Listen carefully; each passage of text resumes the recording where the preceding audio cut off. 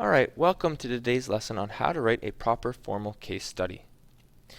The reason we're using a case study model is it's going to give us an opportunity to analyze real-life business situations that have occurred, and we can interpret what's going on in those situations and suggest possible solutions based on the material that we've learned so far in the course.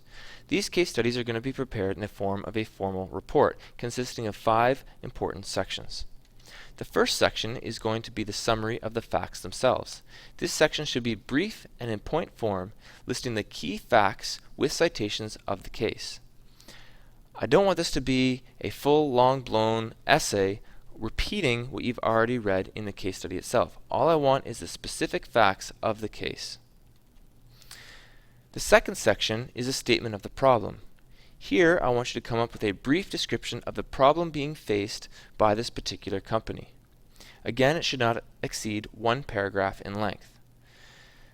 In order to write this section successfully, I want you to look at things like, have you outlined the actual problem or just the symptoms of the problem? For example, if I have a company where a computer system keeps crashing for this company, is the problem itself the fact that the system keeps crashing, or is it the fact that they are understaffed and therefore can't keep up with the system, which in fact itself causes the crash? In that case, the symptom is the crash, the problem is the fact that their IT department is understaffed. If your particular case has multiple problems, you need to identify whether they are related to each other or they are separate, unrelated problems in themselves. Part 3 of the case study is the analysis and cause of the problem. Here I want a detailed analysis of why this problem is occurring. You are going to illustrate how you're using the course concepts to better understand the cause of the problem. So this is where we're going to link what's going on with this case study with what we've learned in the course itself. Some sample questions that you can use to guide your response would be things like, do the causes relate to the problem? Have I applied the appropriate course material to this particular problem? And when I draw any conclusions or make assumptions about what's going on in this case, am I supporting them with statements from the readings or examples that we've seen from class? In part 4, we're going to try and identify various alternatives that could be used to solve the problem that is existing in this particular case. What I want you to do is outline a variety of possible solutions to the problem.